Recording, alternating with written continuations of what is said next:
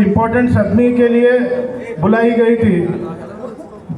Public meeting जो करना है आने वाले दिनों में, जैसा सभी लीडर डिसाइड करके जो डेट रखेंगे, उस पब्लिक मीटिंग मैदान में, ग्राउंड में करने का सभी का इरादा है। यहाँ पर जो फर्स्ट मीटिंग है, ये मीटिंग तमाम समाज के लोग को और तमाम समाज के मेन मुखंड लोग को यहाँ बुला के एक इजलास रखा गया है। तो मैं तमाम लोगों का बहुत बहुत तहे दिल से शुक्रिया अदा करता हूँ, क्योंकि आने वाले दिनों में जो हमारे को कंप्लीट कर तो बोल के जो पिछली सरकारें जो बोली थी, वो आज तक खास करके मुस्लिम के जो 4% रिजर्वेशन है, हिजाब का मसला है, आज पूरे 2.5 साल हो गए हैं, आज तक कुछ भी कंप्लीट नहीं की कांग्रेस।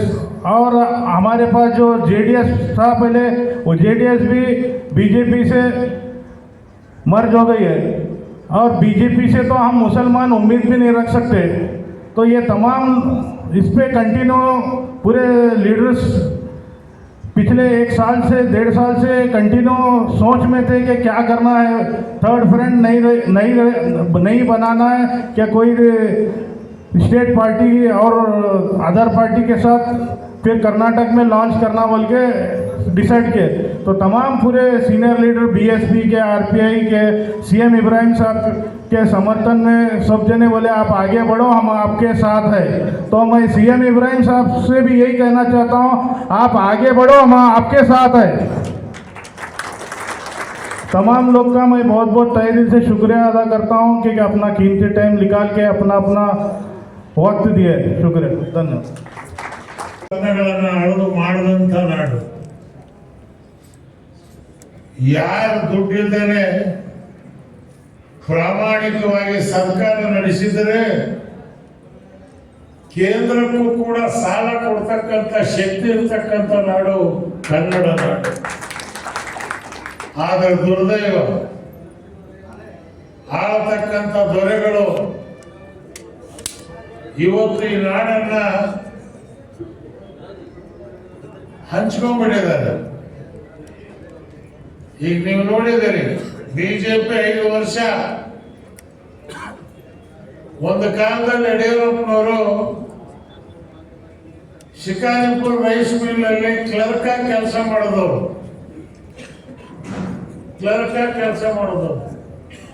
ನಮ್ಮ ಜಿಲ್ಲೆ ಶಿವಮೊಗ್ಗ ಜಿಲ್ಲೆ. ಇವತ್ತು ಸಾವಿರಾರು ಕೋಟಿ ರೂಪಾಯಿ ಆಸ್ತಿ,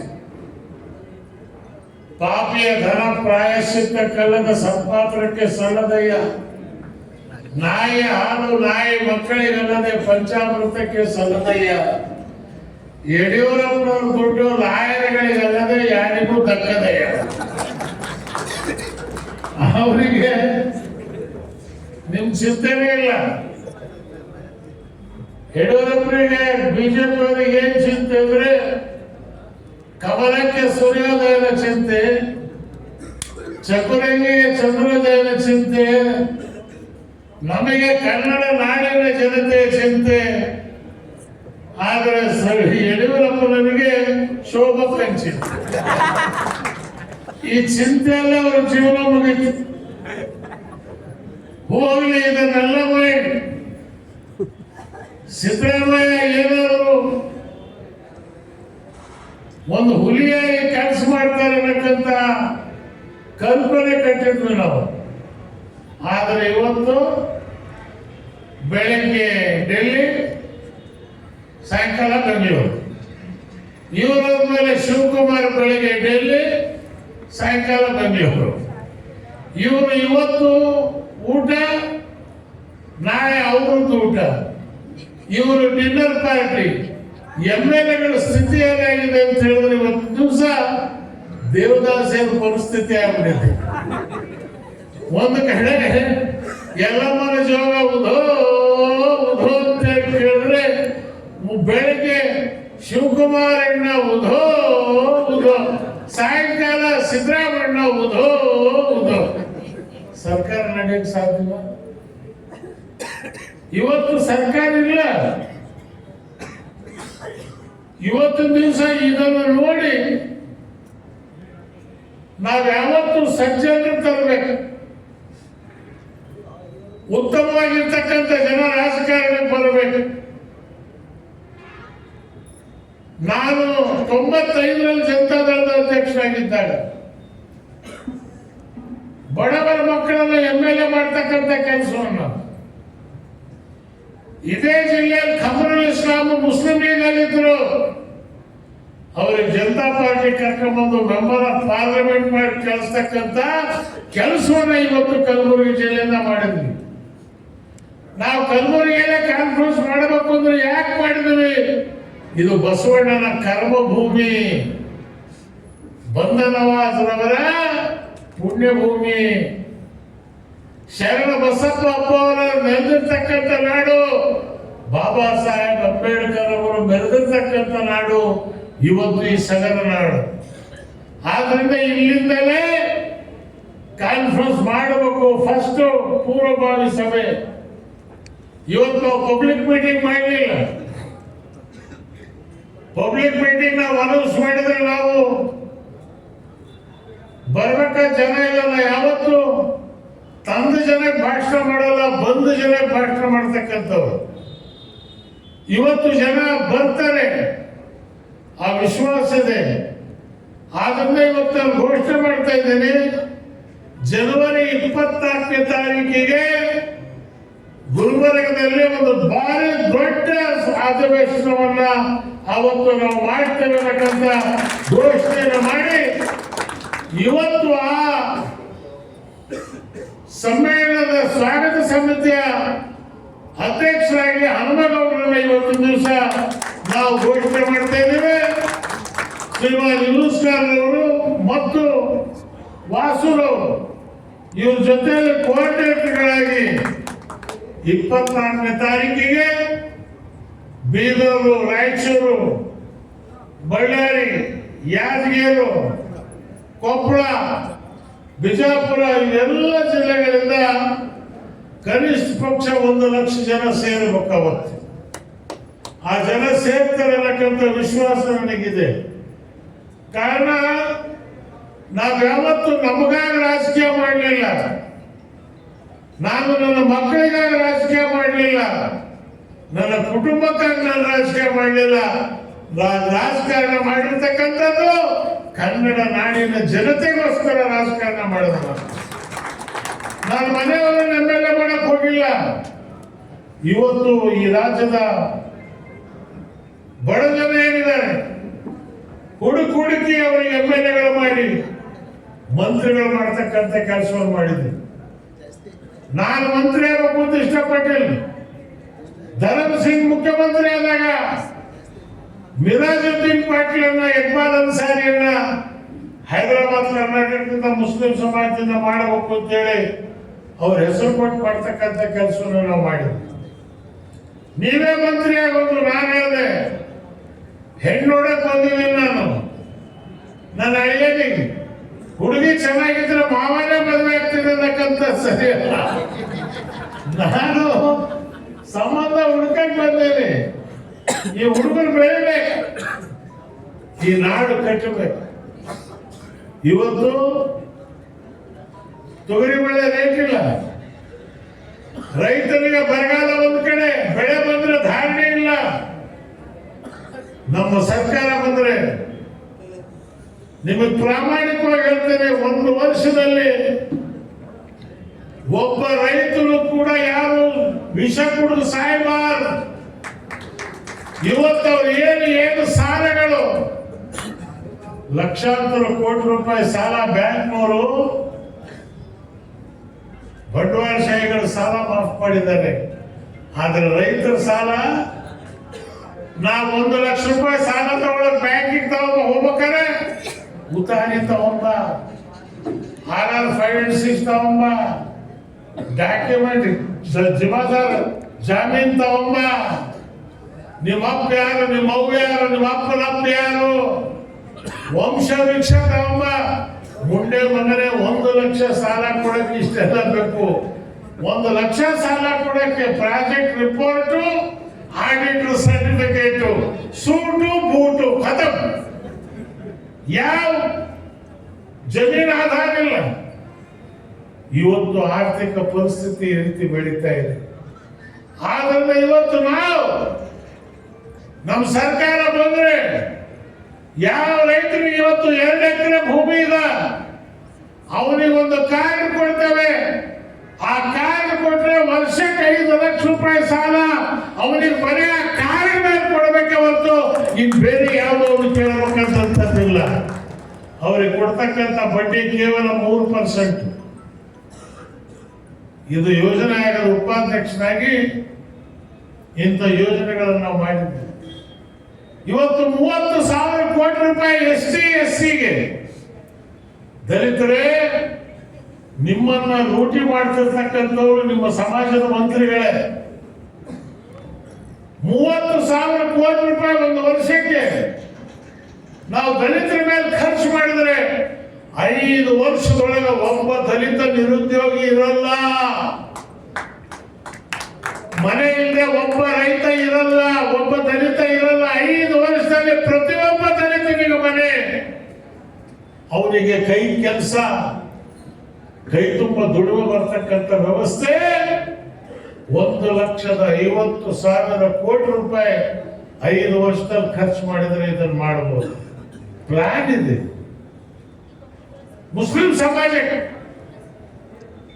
1ನೇ ಕ್ಲಾಸ್ನಿಂದ 12ನೇ ಕ್ಲಾಸ್ವರೆಗೆ ಎಲ್ಲ ತಾಲೂಕಿನಲ್ಲಿ ಅಂಜುಮನ್ ಮಾಡಿ, ಅಂಜುಮನೆ ಇಸ್ಲಾಂ ಒಂದೊಂದು ಅಂಜುಮನಿಗೆ ವರ್ಷಕ್ಕೆ ಏನಿದೆ ಅಂತ ಹೇಳಿದ್ರೆ 10 ಕೋಟಿ ರೂಪಾಯಿ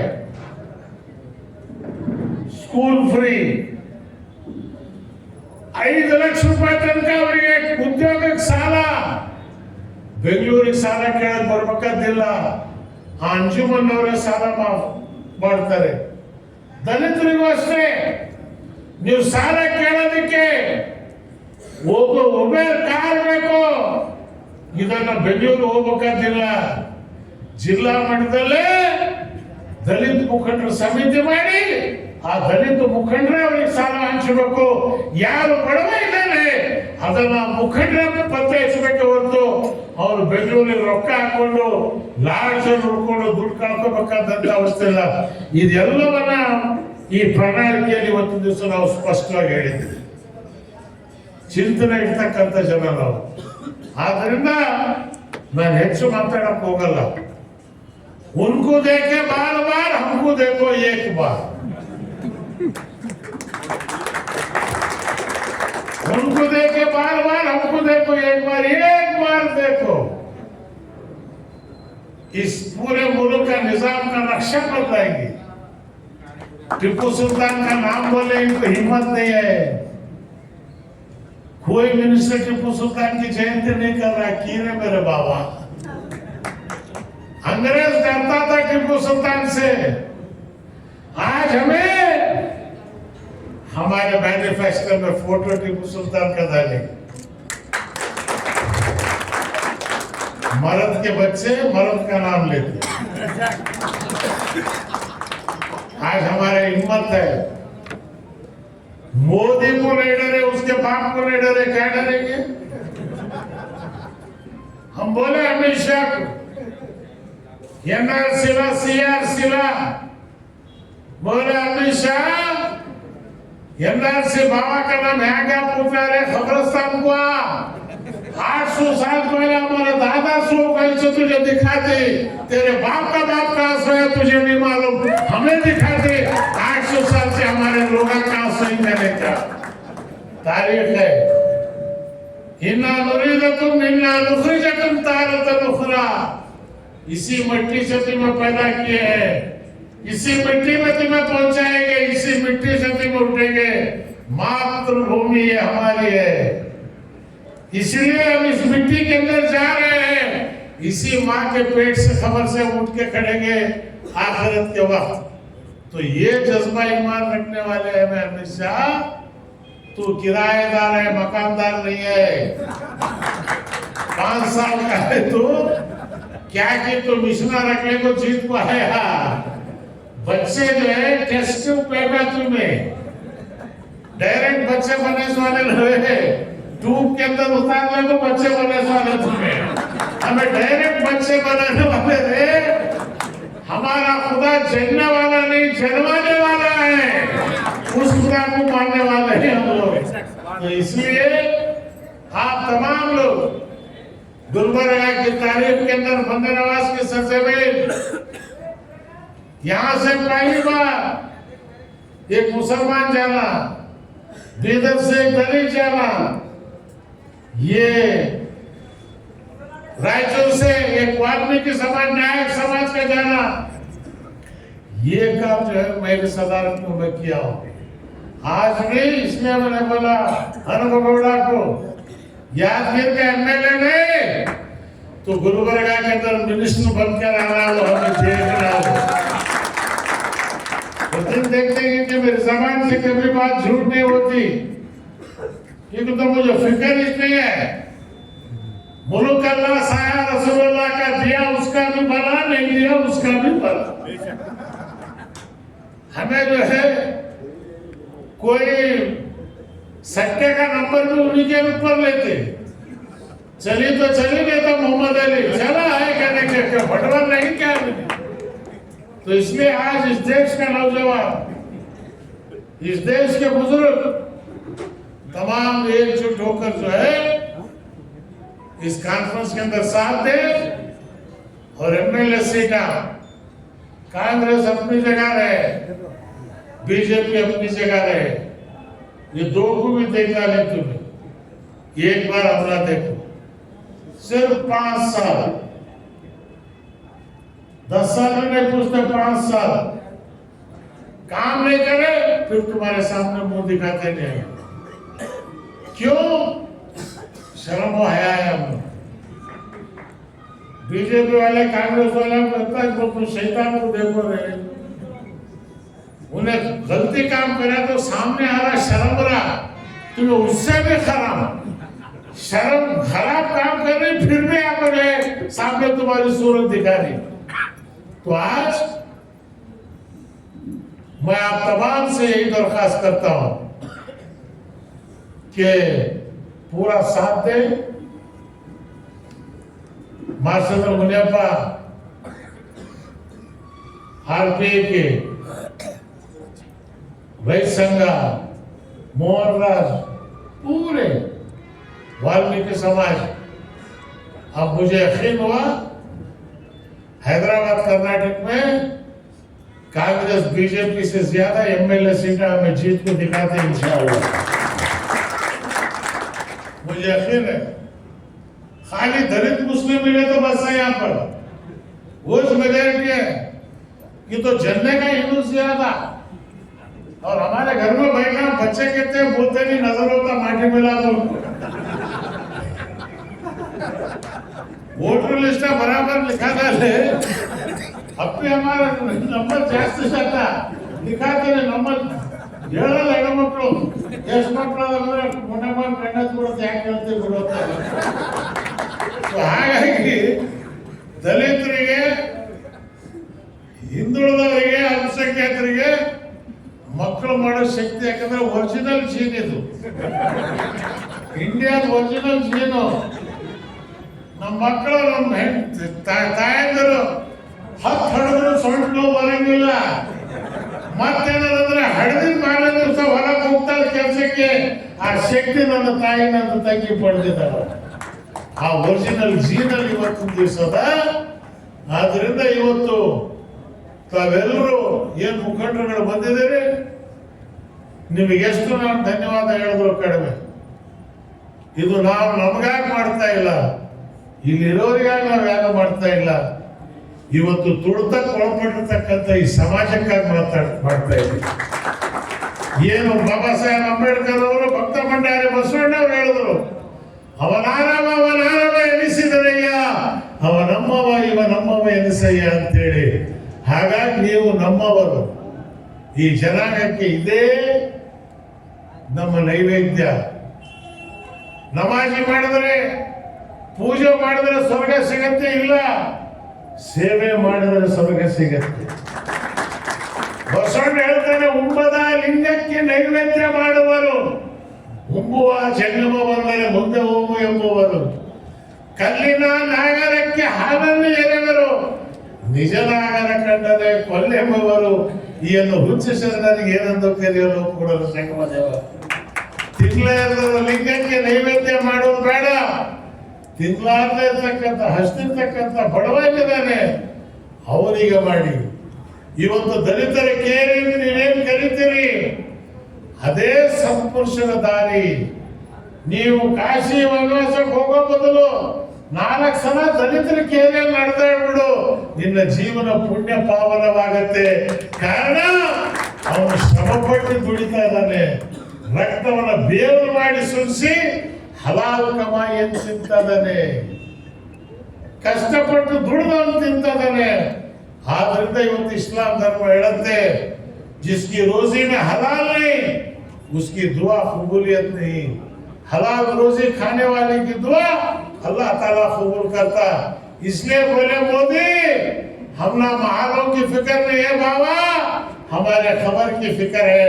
वही हमारा ताजमहल, वही हमारी सब कुछ चीज. हमारी लड़ाई वो खबर हमारी अच्छी हो, आखिरत अच्छी हो. अगर आखिरत खबर अच्छी होना है तो इंसानियत की खिदमत करो, नमाज पढ़ो जन्नत मिलेगी, खिदमत करो तो खुदा मिलेगा. अगर खुदा मिल गया तो जन्नत भी मिल गई, सारी दुनिया भी मिल गई. यही चीज रखकर जो है इस उम्र के अंदर भी मैं जो है आज दिन रात सफर कर रहा हूँ. हम लोग सब फिर रहे हैं. जब तक हम लोग पाएंगे नहीं तब तक चैन से हम बैठेंगे नहीं. तो ये अकेला ही चला साहिब मंजिल के तरफ. लोग आते गए, कहवा बनता गया. ಅವ್ರು ಹೇಳಿದ್ರು ಯಾರು ನೀವೊಬ್ಬರೇ ಅದನ್ನು ಏನ್ ಮಾಡ್ತೀರಿ. ನಾಳೆ ಹುಸ್ನ ಮಗನ ನಾವು ರೈತರು 50 ಆಕಳ ಕಟ್ಟಿದ್ರು ಹೋರಿ ಒಂದೇ ಕಟ್ಟೋದು. 50 ಹೋರಿ ಕಟ್ಟಕ್ಕೆ ಒಂದೇ 50 ಆಕಳ ಇದ್ರೆ ಒಂದೇ ಸಾಣ್ ಇದ್ರೆ ಸಾಕು. ಅದು ತಾನಕ್ ಅದಾಗ್ತದೆ. ಹಂಗೆ ಇವತ್ತೆಲ್ಲ ಸಾಂಗ್ಗಳು ಕೂತಾವ ನೋಡ್ರಿ. ಇವತ್ತು ಒಬ್ಬೊಬ್ರು ಇದ್ರು ಆ ಶಕ್ತಿ ದೇವರು ಇವತ್ತು ಕೊಟ್ಟಾನ. 50 ಹಸು ಕೊಟ್ಟರು ಕೂಡ ಸಾಕೋ ಶಕ್ತಿ ಈ ಸಾಂಗ್ ರಾಜ್ಯ ಮೌಜೂದೆ. ಆದ್ರಿಂದ ತಮ್ಮೆಲ್ಲರಿಗೂ ಹೃತ್ಪೂರ್ವಕವಾಗಿ ಅಭಿನಂದಿಸಿ, ಊಟದ ವ್ಯವಸ್ಥೆ ಏನ್ ದೊಡ್ಡದು ಊಟ ಮಾಡಲಿಲ್ಲ. ಪ್ರಸಾದ ಸಾಮಾನ್ಯವಾದಂತ ಪ್ರಸಾದ ನಿಮ್ ಜೊತೆ ನಾನು ತಗೋತೀನಿ. ತಾವೆಲ್ಲರೂ ಪ್ರಸಾದ ತಗೊಂಡು ಇವತ್ತು ಸಂಕಲ್ಪ ಮಾಡಿ ಹೊರಡ್ರಿ. ಇವತ್ತಿನ ಮೇಲೆ ಹಳ್ಳಿಯಲ್ಲಿ ತಾಲೂಕಿನಲ್ಲಿ 24 ತಾರೀಕು का ಪ್ರೋಗ್ರಾಮ್, 24 ತಾರೀಕಿನ ಸಂದೇಶ ಹೇಳ್ತಾ ಹೋಗಿ ಅವ್ರ ನೌಜವಾನ್ ಯುವಕರು ಇವತ್ತು ಹೆಚ್ಚಿನ ಸಂಖ್ಯೆಯಲ್ಲಿ ಮುಂದಿನ ಭವಿಷ್ಯ ನಿಮ್ಮದು, ಈ ಕರ್ನಾಟಕ ರಾಜ್ಯ ನಿಮ್ಮದು, ಈ ನಾಡಿನಲ್ಲಿ ಉತ್ತಮವಾದಂತ ಭವಿಷ್ಯ ಬರ್ಬೇಕಾದ್ರೆ ಸಜ್ಜನರ ಸರ್ಕಾರ ಬರಬೇಕು ಅನ್ನೋಕ್ಕಂತ ಮಾತು ಹೇಳಿ ನಿಮ್ಮೆಲ್ಲರಿಗೂ ಒಳ್ಳೇದಾಗಲಿ. ಜೈ ಹಿಂದ್, ಜೈ ಕರ್ನಾಟಕ, ಜೈ ಭೀಮ್, ಜೈ ಭಾರತ್.